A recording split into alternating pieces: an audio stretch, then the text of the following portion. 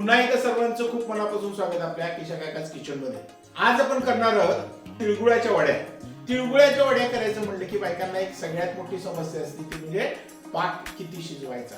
गुळाची पत तुमची ज्या पद्धतीने असेल त्यानुसार या वड्या तयार होत असतात.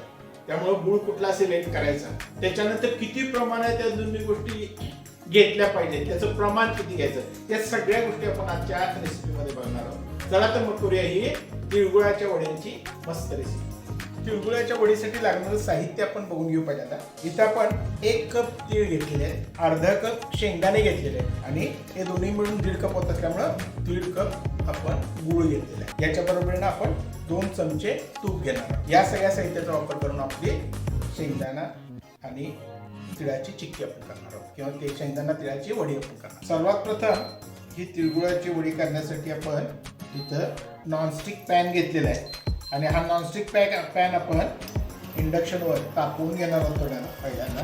आणि याच्यामध्ये अर्धा कप जे शेंगदाणे घेतलेले आहेत ते शेंगदाणे भाजून घ्यायचे. गॅस याच मध्यम ठेवा, एकदम मंद गॅसवर किंवा मंद आचेवर आपल्याला हे शेंगदाणे भाजून घ्यायचे आहेत.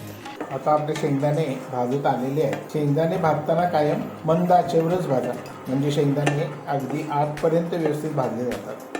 नाहीतर मोठ्या गॅसवर जर तुम्ही भाजलं तर फक्त वरच्या बाजूला शेंगदाणे भाजले जातात, वरून काळपट होतात आणि आतून शेंगदाणे तसेच कच्चे राहतात. त्यामुळे मंद गॅसवरच शेंगदाणे भाजून घ्या. वरची साल जी आहे तडकायला लागली की समजायची की आपले शेंगदाणे भाजलेले आहेत.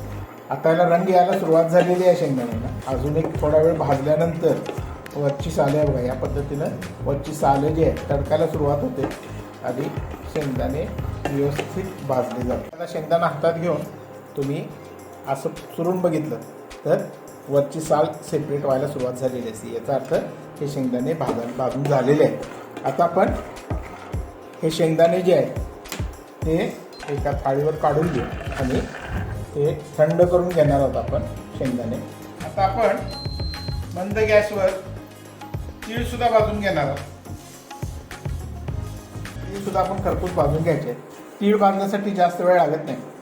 तीळ भाजले जातील तसं तसं तडतडायला लागतात. त्यामुळं तीळ थोडे भाजून झाले की आपण यातून उतरून घेणार आहोत आणि थंड करण्यासाठी बाजूला ठेवणार आहोत. हे आपले तीळसुद्धा आता भाजून झालेले आहेत. हे तीळ आपण या पद्धतीनं प्लेटवर काढून घेणार आहोत आणि थंड करून घेणार आहोत. आता हे आपले शेंगदाणे जे आहेत ते आपण भाजून घेतलेले होते ते आता भाजून झालेले आहेत. त्याची सालं आपण सगळी काढून घ्यायची. त्या पद्धतीनं थोडी चुरून घेतली हातावर, त्यांची सालं सगळी निघतात. या पद्धतीनं व्यवस्थित चुरून घ्यायचे आहेत आणि त्याची सालं सगळी काढून घ्यायची आहेत आपल्याला. या पद्धतीनं मित्रांनो हे सगळे शेंगदाण्याचं सालं आपण काढून घेतलेली आहे.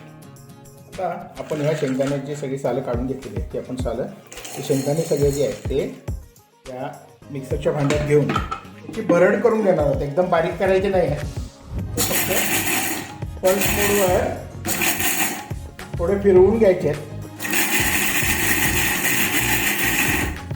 या पद्धतीनं एकदम बारीक करायचे नाही. थोडे मोठे मोठे शेंगदाणे राहिले तरी चालतात.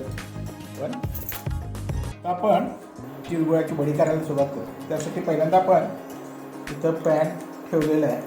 त्या पॅनमध्ये साधारण 2 चमचे तूप घेणार आहोत आपण. या तुपामध्ये आपण जो गूळ घेतला होता 1.5 कप तो गूळ घालून घेणार आहोत आणि त्याचा चांगला पाक होईपर्यंत आपल्याला हा गूळ व्यवस्थित वितळवून घ्यायचा आहे. हळूहळू हा जसं गरमी लागत जाईल तसं हा गूळ वितळत जाईल. आता आपला गूळ व्यवस्थित वितळलेला आहे.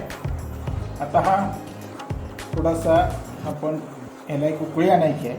त्याच्यामध्ये आता बुडबुडे आलेले आपल्याला इथं दिसत आहे. त्याला आता व्यवस्थित उकळून घ्यायचा आहे आपल्याला.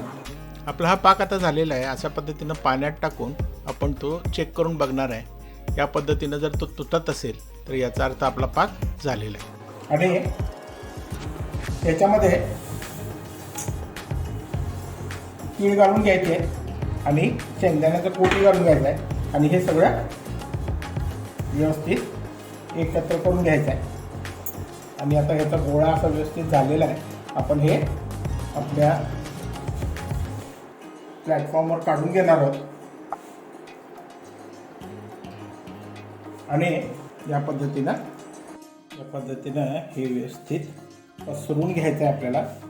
आता मी इथं असा पिझ्झा कटर घेतलेला आहे. या पिझ्झा कटरच्या साह्यानं आपण या वड्यांना आकार देऊन घेणार आहोत.